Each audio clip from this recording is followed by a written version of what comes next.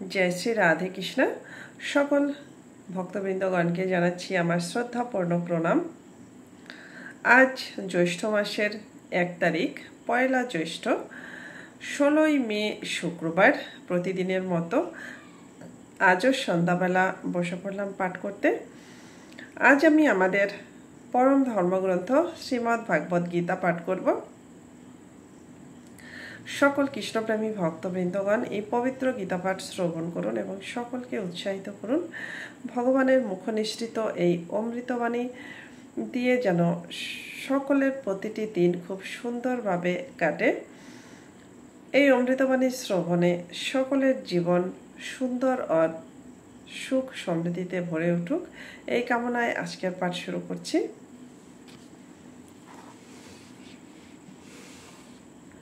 ভগবান অর্জুনকে বলেছেন, জয় পরাজয়, লাভ ক্ষতি, সুখ দুঃখকে সমান জ্ঞান করে তুমি যুদ্ধে অবতীর্ণ হও।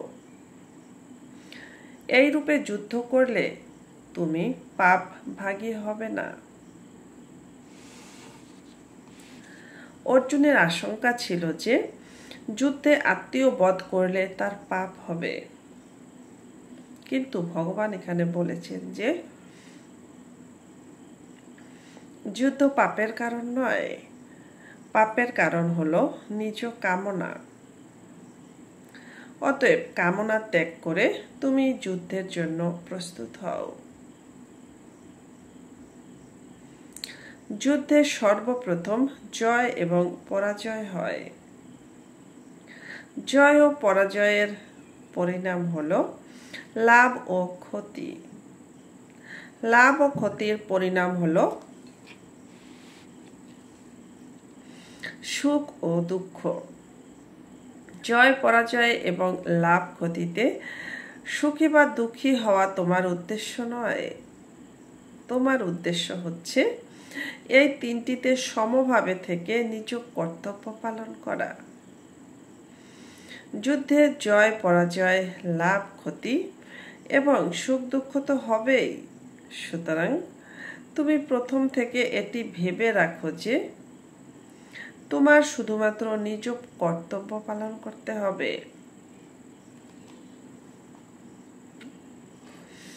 এই দৃষ্টিভঙ্গি রেখে যুদ্ধ করলে পাপ হবে না, অর্থাৎ সংসার বন্ধন হবে না। সকাম এবং নিষ্কাম দুই ভাবের দ্বারাই নিজের কর্তব্য কর্ম পালন করা প্রয়োজন।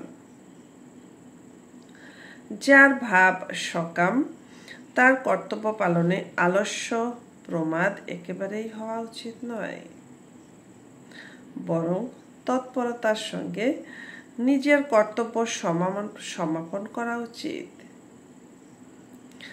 যার ভাব নিষ্কাম সে যে নিজ কল্যাণ চায় তারও তৎপরতার সঙ্গে নিজ কর্তব্য পালন করা উচিত। সুখ এলে ভালো লাগে এবং চলে গেলে খারাপ লাগে। দুঃখ এলে খারাপ লাগে এবং চলে গেলে ভালো লাগে। সুতরাং এদের মধ্যে ভালো কি খারাপই বা কি?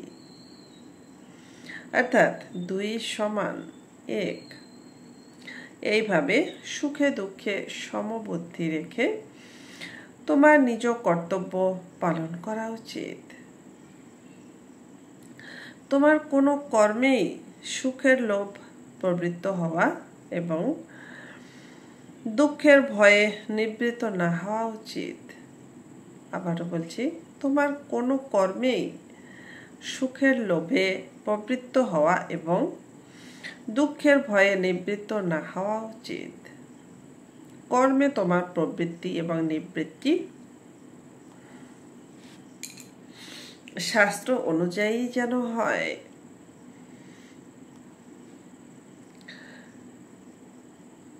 নৈবং পাপম বাপ্স্যাসি, এখানে পাপ শব্দটি পাপ এবং পুণ্য দুইয়েরই বাচক, যার ফল হলো স্বর্গ এবং নরক প্রাপ্তিরূপ বন্ধন। যার দ্বারা মানুষ নিজ কল্যাণ থেকে বঞ্চিত হয় এবং বারংবার জন্ম মৃত্যু বরণ করে। ভগবান বলেছেন যে, হে অর্জুন, সমত্বে স্থিত হয়ে যুদ্ধরূপ কর্তব্য কর্ম করলে পাপ এবং পুণ্য কোনোটিতেই তোমার বন্ধন হবে না।